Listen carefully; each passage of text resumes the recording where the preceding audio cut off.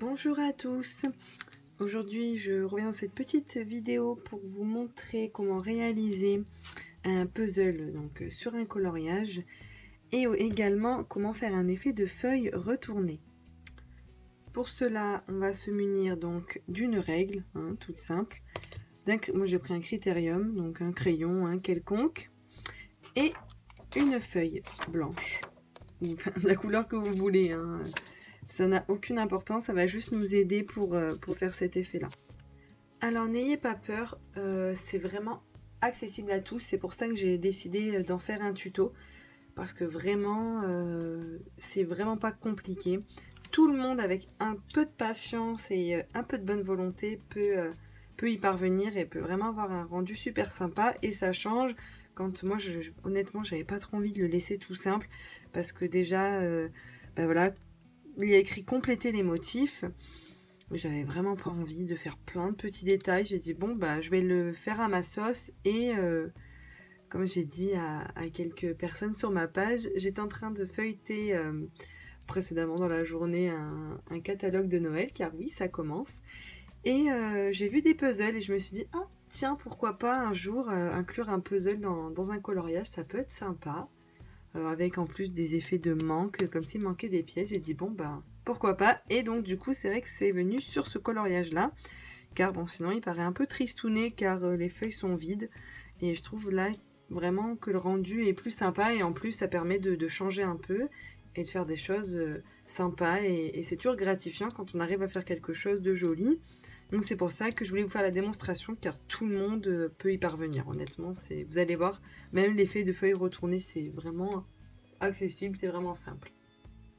Donc pour commencer, déjà il faut savoir la taille de la feuille pour pas qu'on ait des pièces de puzzle énormes, d'autres toutes petites. Donc du coup bon, après chacun fait comme il veut, moi personnellement, donc voilà, ça fait 25 cm, je sais pas si on le voit bien à la caméra, mais voilà, ça fait 25 cm, et donc je me suis un peu posé la question du nombre de pièces que je voulais par ligne. Donc au préalable j'avais fait quelques essais, et je me disais que 6 à 7 pièces ça pouvait être pas mal, donc du coup j'ai divisé par donc 25 par 7 pièces, et ça me faisait 3,5 à peu près, et pour la dernière 4,5, je trouvais que c'était plutôt pas mal. Donc du coup voilà. Alors après, si vous voulez faire plus gros, il n'y a aucun souci, si vous voulez faire des grosses pièces de puzzle, je sais pas, 5 pièces de 5 cm, il n'y a pas de souci, Donc après avoir placé mes petits traits donc à 3,5 cm d'intervalle, je vais les relier entre eux. Alors,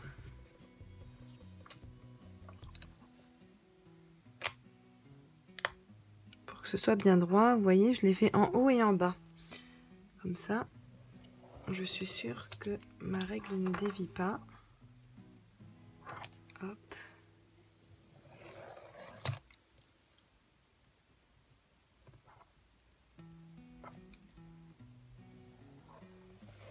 Faites attention de ne pas trop appuyer parce qu'on va être amené à gommer après. Donc ce serait dommage de faire des traces ou d'abîmer le coloriage, parce que ce n'est pas le but. Alors certains pourront se poser la question de savoir si peuvent rajouter un puzzle une fois le coloriage fini, donc sur un coloriage déjà existant. Je trouve pas ça super, dans le sens où déjà si vous l'avez fait au crayon, vous allez avoir bien évidemment, comment vous expliquer, une trace. Vous savez, quand on fait du crayon, essayez de passer un feutre par dessus, c'est pas joli, ça n'adhère pas. Donc du coup voilà, vous risquez pas d'avoir un noir vraiment très prononcé et quelque chose de joli. Et idem si vous faites avec des feutres. Donc mieux vaut, même si c'est un peu plus après minutieux, de le faire case par case, mieux vaut faire d'abord le puzzle et puis ensuite mettre en couleur votre coloriage par la suite. Donc même procédé, donc à l'horizontale. Je vais venir faire des petits points de chaque côté pour avoir des carrés semblables. Donc voilà, une fois que vous avez quadrillé votre coloriage, vous avez déjà toutes vos pièces de fête. Il ne manque plus qu'à faire le petit embout pour faire vraiment effet puzzle. Donc je vais essayer de vous expliquer du mieux que je peux. Je vais zoomer afin que vous puissiez voir comment s'y prendre, mais voilà, je pense que tout le monde peut y arriver, c'est vraiment facile. Alors après, vous pouvez laisser libre cours à votre imagination. Bien sûr, je vais vous montrer un peu la marche à suivre, mais en aucun cas vous êtes obligé de le faire à l'identique, pièce par pièce, comme je vais le faire. Après, ne vous inquiétez pas, vous pouvez adapter comme vous le souhaitez. Je vais juste vous montrer ma technique pour le faire, et ensuite vous êtes libre de faire comme vous le souhaitez. Donc, après, faut pas que ce soit non plus, je veux dire, hyper symétrique, hein, c'est-à-dire calculer où va être votre embout, s'il est plus ou moins gros. Est-ce que je fais une pièce comme ça, l'autre doit être nécessairement différente. Un puzzle, quand vous le regardez, vous ne posez pas la question, donc vous inquiétez pas, là c'est pareil. Alors je vais venir ici, tout doucement, sans trop appuyer, faire une sorte de petite boule, hop, que je vais intégrer. Donc petit à petit, là j'arrondis, hein, parce que les pièces de puzzle sont rarement avec des angles à 90 degrés et tranchantes. Donc hop, donc voilà, déjà on voit bien notre petit embout. Donc vous inquiétez pas si vous avez des traces, etc., puisqu'après vous pouvez gommer, et surtout que après vous allez repasser au noir ou une autre couleur, hein, vous n'êtes pas obligé de faire noir. Les contours de votre puzzle peuvent être d'une autre couleur, ça peut être sympa de varier. Donc là pareil, je viens arrondir très légèrement, et cette fois-ci je vais le faire rentrer. Hop. Hop. Là j'arrondis. Vous savez, des fois les puzzles ont un peu des formes vraiment arrondies. Hop. Et voilà, vous avez votre première pièce de faite. Donc vous voyez, c'est vraiment pas compliqué. Donc je vais vous montrer pour la pièce d'à côté, hein, pour comment ça va s'articuler au fur et à mesure. Donc de ce côté-là, hop, je vais vouloir faire aussi, je veux aussi faire quelque chose donc, à l'intérieur de ma pièce. Là, toujours pareil, j'arrondis. Voilà, il faut y aller vraiment crescendo, hein. Vous faites d'abord sans appuyer pour voir si ça vous convient, et ensuite vous pouvez mettre des coups de crayon un peu plus francs. Donc là, idem, j'arrondis un peu. Et là, je souhaite faire sortir. Vous voyez, j'ai fait un peu plus gros, hein, c'est pas identique, hein. Là non plus.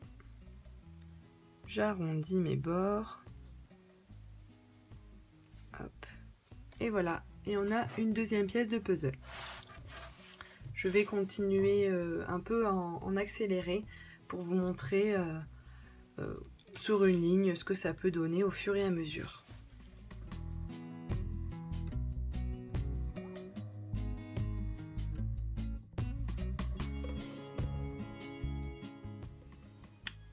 Donc voilà ce que ça donne. Donc vous voyez, on a quelque chose quand même d'assez, donc du coup de régulier, car on a au préalable tracé nos petits carrés. Et on a vraiment, on voit très bien, très clairement que ce sont des pièces de puzzle. Donc ça donne un petit plus au coloriage. Je vais repasser en noir pour vous montrer vraiment le rendu, parce que j'ai peur qu'à la caméra, vous puissiez moins vous rendre compte. Donc je vais repasser en noir, comme ça vous allez voir ce que ça rend au final.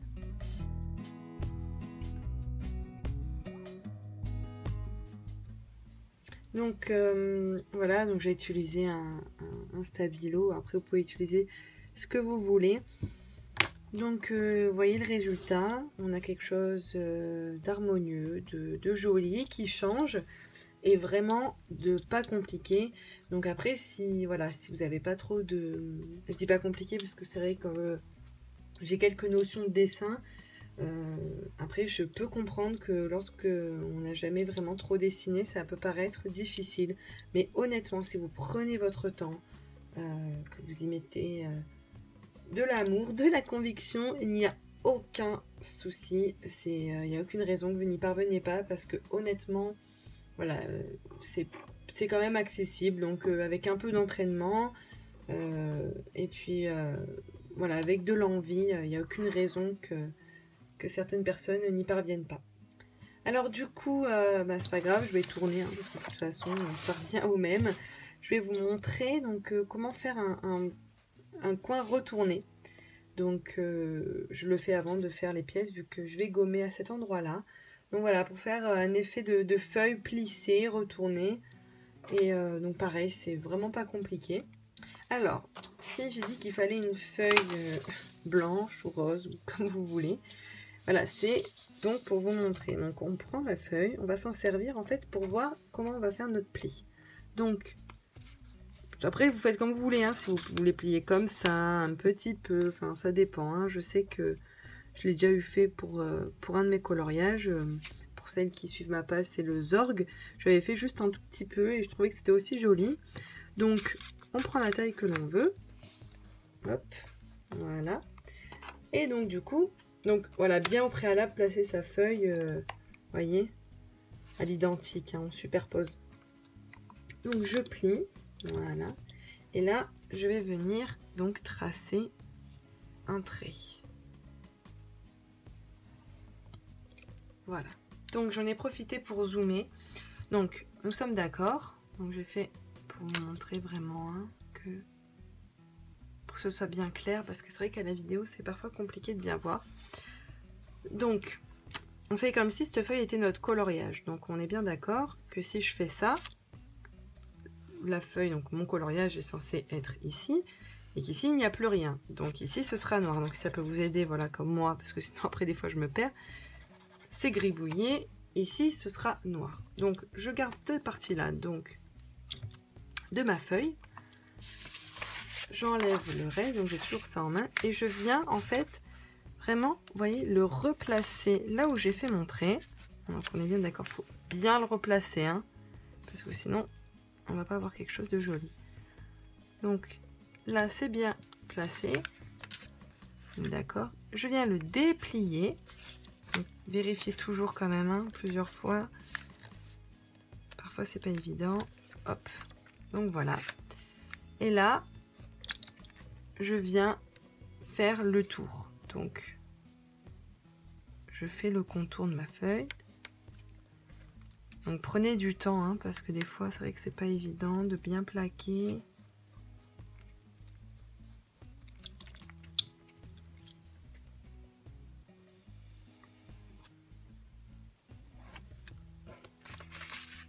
Voilà. Et là, on a notre bout donc de notre feuille. On est d'accord.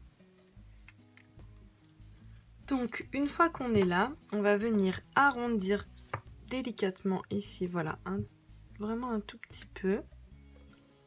Arrondir, histoire que ça fasse vraiment cet effet donc, de feuilles retournées. Puis à la fin, vous pouvez un peu ombrer. Hop, voilà, vous voyez, légèrement, hein, puis ça se verra un peu plus. Donc à la fin, vous pourrez peaufiner quand voilà, votre coloriage sera fait. Et je fais pareil de l'autre côté.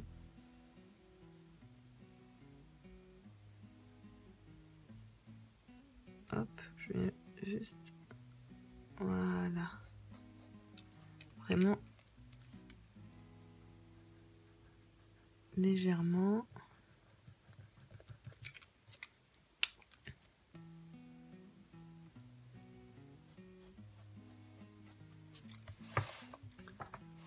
Donc voilà, après vous n'avez plus qu'à repasser en noir. Je vais vous faire en accéléré le coloriage en entier. Enfin, je veux dire au moins le puzzle pour que vous voyez le rendu final.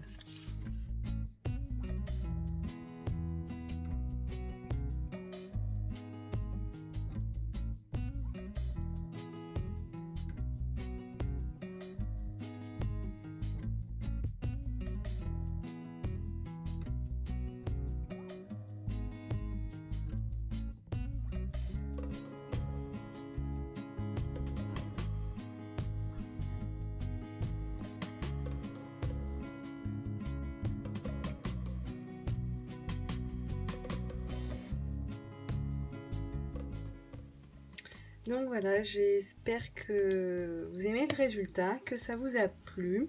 Donc comme vous avez pu le voir, et je l'ai dit plusieurs fois dans la vidéo, mais je pense que la plupart d'entre vous en sont capables.